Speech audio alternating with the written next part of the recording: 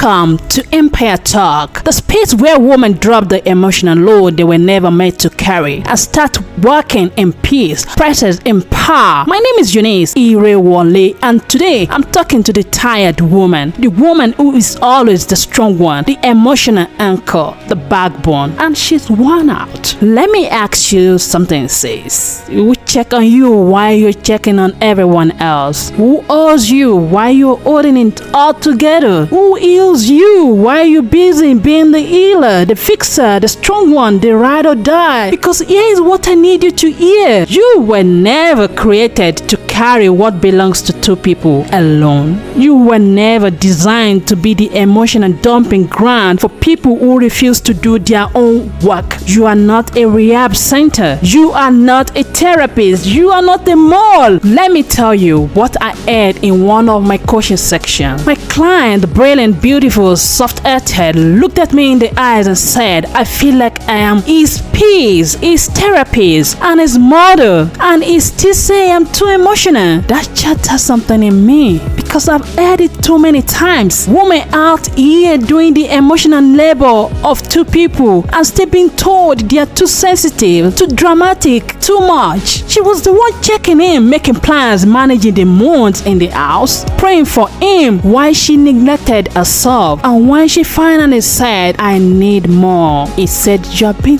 difficult. That is not love. Let's call it what it is: emotional slavery. Emotional slavery is when you are expected to be the mind reader, the emotional regulator, the consistent one, the healer, the soft place, but no one checks if you're breaking under the weight. It is when your softness is exploited, your strength is assumed, and your silence is expected. We were raised on sacrifice, conditioned to believe that being a good woman means being endlessly available, endlessly forgiving, endlessly giving. But that is not love. That is labor disguised as loyalty. And we are done. Today, we break the cycle. You don't have to earn love through exhaustion. You don't have to prove your worth through overfunctioning. You don't have to carry what they refuse to hold. This is your permission to drop the weight, to say, I am not your mole, to say, I chose me. And no, that is not selfish. That is sacred. This week, I want you to notice three things. Number one, where are you over-functioning in every area of your life? Are you being the emotional manager in your relationship, in your home, and no one is giving back? Number two, where are you giving without reciprocity? Are you checking on people, asking about their welfare, and no one is checking back on you? Number three, where are you holding space for people who leave you empty? Be honest, no guilt, just clarity. And ask yourself, what will it feel like to stop doing that? What will it feel like to rest, to be heard, to be cherished? You don't have to perform strength anymore. You don't have to be the healer if you're bleeding inside. You are not the burden. You are not the bag that everyone gets to walk on